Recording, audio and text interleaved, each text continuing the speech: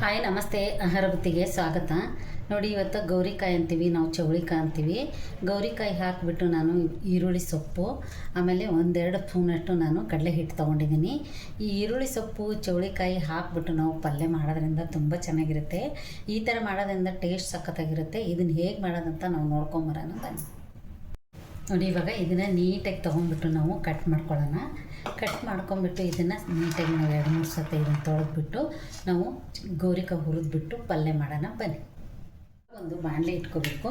ಬಾಣಲೆ ಇಟ್ಕೊಂಡ್ಬಿಟ್ಟು ನಾವು ಈ ಗೌರಿಕಾಯಿ ಅಂತ ತೊಳ್ಕೊಂಡಿದ್ದೀವಲ್ಲ, ಚೌಳಿಕಾಯಿ ಅಂತೀವಿ ನಮ್ಮ ಕಡೆ ಅಂತಾರೆ, ಈ ಕಡೆ ಗೌರಿಕಾಯಿ ಅಂತಾರೆ. ಯಾವ ಥರ ಬೇಕಾದ್ರೂ ನಿಮ್ಮ ಹೆಸರು ಕೇಳ್ಕೊಬೋದು. ಇದನ್ನು ನಾವು ಇವಾಗ ನೀಟಾಗಿ ಇದನ್ನು ಹುರಿಯೋಣ.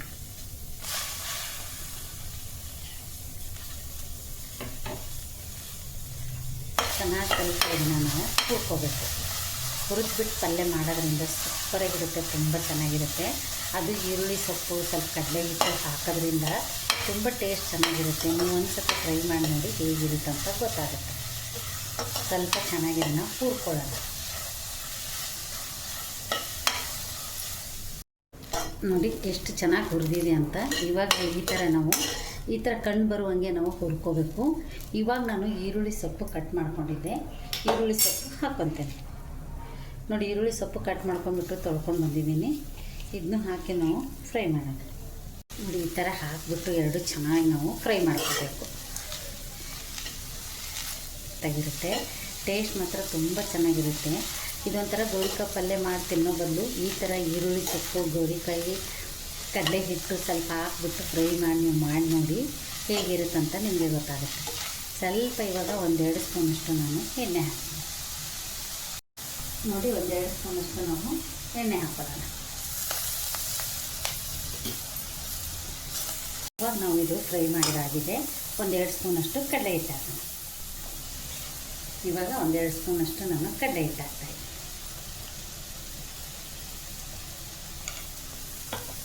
ಹಾಕ್ಬಿಟ್ಟು ಚೆನ್ನಾಗಿ ಇದನ್ನು ನಾವು ಫ್ರೈ ಮಾಡ್ಕೊಳ್ಳೋಣ. ಈ ಥರ ಇದು ಕಡಲೆ ಹಿಟ್ಟು ಅದಕ್ಕೆಲ್ಲ ಮಿಕ್ಸ್ ಆಗಬೇಕು, ಅಂದ್ರೆ ಟೇಸ್ಟ್ ಚೆನ್ನಾಗಿರೋದು. ಸಣ್ಣ ಉರಿ ಇಟ್ಕೊಂಡ್ಬಿಟ್ಟು ನಾವು ಕಡಲೆ ಹಿಟ್ಟು ಇದ್ರ ಜೊತೆಗೆ ಹುರ್ಕೋಬೋದು. ಎಷ್ಟು ಚೆನ್ನಾಗಿರುತ್ತೆ ಅಂದರೆ ಇದು ಸೂಪರಾಗಿರುತ್ತೆ. ಇವಾಗ ಇದನ್ನು ನಾನು ಬೇರೆ ತಟ್ಟೆಗೆ ತೆಗಿತಾಯಿದ್ದೀನಿ. ತೆಗೆದ್ಬಿಟ್ಟು ನಿಮಗೆ ಒಗ್ಗರಣೆ ಹಾಕಿ ತೋರಿಸ್ತೇನೆ. ಇವಾಗ ಒಂದು ಬಾಣಲೆ ಇಟ್ಕೋಬೇಕು. ಅದೇ ಬಾಣಲೆಯಲ್ಲೇ ನಾನು 1-2-3 ಸ್ಪೂನಷ್ಟು ನಾನು ಎಣ್ಣೆ ಹಾಕ್ಕೊತಾ ಇದ್ದೀನಿ. ಯಾಕಂದ್ರೆ ಸ್ವಲ್ಪ ಎಣ್ಣೆ ಹಾಕಿ ನಾವು ಹುರಿದಿರ್ತೀವ, ನೋಡ್ಕೊಂಬಿಟ್ಟು ಎಣ್ಣೆ ನೀವು ಹಾಕ್ಕೋಬೋದು. 1 ಸ್ಪೂನ್ ಆಗಷ್ಟು ಸಾಸಿವೆ ಹಾಕ್ಕೊತಾ ಇದ್ದೀನಿ. 1 ಸ್ಪೂನ್ ಆಗಷ್ಟು ನಾನು ಜೀರಿಗೆ ಹಾಕ್ತಾಯಿದ್ದೀನಿ. ನೋಡಿ, ಇವಾಗ ಸ್ವಲ್ಪ ಕರಿಬೇವು. ಈರುಳ್ಳಿ ಏನು ಹಾಕಕ್ಕೆ ಹೋಗ್ಬಾರ್ದು. ಅರ್ಧ ಟೊಮೊಟೊ ನಾವು ಕಟ್ ಮಾಡಿ ಹಾಕೋಣ. ಇವಾಗ ನಾವು ಹುರ್ಕೊಂಡಿದ್ವಲ್ಲ ಕಡಲೆ ಹಿಟ್ಟು, ಗೋರಿಕಾಯಿ, ಈರುಳ್ಳಿ ಸೊಪ್ಪು ಹಾಕೋಣ.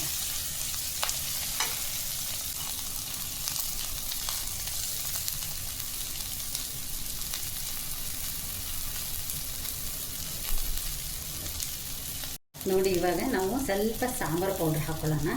1-2 ಸ್ಪೂನಷ್ಟು ನಾನು ಸಾಂಬಾರು ಪೌಡ್ರ್ ಹಾಕ್ಕೊತಾ ಇದ್ದೀನಿ. ಸ್ವಲ್ಪ ಇವಾಗ ಅರಿಶಿನ ಪುಡಿ ಹಾಕ್ಕೊಳ್ಳೋಣ. ಒಂದು ಅರ್ಧ ಸ್ಪೂನಷ್ಟು ಅರಿಶಿನ ಪುಡಿ ಹಾಕ್ಕೊಳ್ಳೋಣ. ಹಾಕೊಂಡ್ಬಿಟ್ಟು ಇದನ್ನು ಚೆನ್ನಾಗಿ ನಾವು ಫ್ರೈ ಮಾಡ್ತೀವಿ. ಫ್ರೈ ಮಾಡ್ಕೊಂಡ್ಬಿಟ್ಟು ಇವಾಗ ನಾವು ಇದಕ್ಕೆ 1-2 ಸ್ಪೂನಷ್ಟು ನಾವು ಮೊಸರು ಹಾಕ್ಕೋಬೇಕು. ಹಾಕೊಂಡ್ರೆ ತುಂಬ ಚೆನ್ನಾಗಿರುತ್ತೆ, ಟೇಸ್ಟ್ ಮಾತ್ರ ಸಖತ್ತಾಗಿರುತ್ತೆ. ಇವಾಗ ನಾನು 1-2 ಸ್ಪೂನಷ್ಟು ಮೊಸರು ಹಾಕ್ತೀನಿ. ನೋಡಿ, 1-2 ಸ್ಪೂನಷ್ಟು ನಾನು ಮೊಸರು ಹಾಕ್ಕೊಂಡಿದ್ದೀನಿ. ಹಾಕೊಂಡ್ಬಿಟ್ಟು ಇದನ್ನು ಚೆನ್ನಾಗಿ ನಾವು ಮಿಕ್ಸ್ ಮಾಡ್ಕೋಬೇಕು. ಮಿಕ್ಸ್ ಮಾಡ್ಕೊಂಡ್ಬಿಟ್ಟು ನಾವು ಇವಾಗ ನೀರು ಹಾಕ್ಕೊಳ್ಳೋಣ. ಸ್ವಲ್ಪ ಜಾಸ್ತಿ ನೀರು ಹಾಕ್ಕೊಳ್ಳೋದು ಬೇಡ, ಸ್ವಲ್ಪ ನೀರು ಹಾಕ್ಕೋಬೇಕು. ಟೊಮೊಟೊನೂ ಜಾಸ್ತಿ ಹಾಕ್ಕೊಳಕ್ಕೆ ಹೋಗ್ಬಿಡು, ಅರ್ಧ ಟೊಮೊಟೊ ಹಾಕಬೇಕು. ಇವಾಗ ನಾನು 1-2-3 ಸ್ಪೂನಷ್ಟು ನಾನು ನೀರು ಹಾಕ್ಕೊತಾ ಇದ್ದೀನಿ. ನೀರು ಹಾಕ್ಕೊಂಡ್ಬಿಟ್ಟು ಸ್ವಲ್ಪ ಇದಕ್ಕೆ ರುಚಿಗೆ ತಕ್ಕಷ್ಟು ನಾವು ಉಪ್ಪು ಹಾಕೋಣ. ಉಪ್ಪು ಹಾಕಿಬಿಟ್ಟು ಇದನ್ನು ಸ್ವಲ್ಪ ಕುದಿಯಕ್ಕೆ ಬಿಡೋಣ. ತುಂಬ ಚೆನ್ನಾಗಿರುತ್ತೆ. ಈ ಥರ ಗೌರಿಕಾಯಿ ಪಲ್ಯ ಮಾಡಿ ನೋಡಿ, ಸಖತ್ತಾಗಿರುತ್ತೆ. ಟೇಸ್ಟ್ ಮಾತ್ರ ಡಿಫ್ರೆಂಟಾಗಿರುತ್ತೆ, ತುಂಬ ಟೇಸ್ಟ್ ಚೆನ್ನಾಗಿರುತ್ತೆ.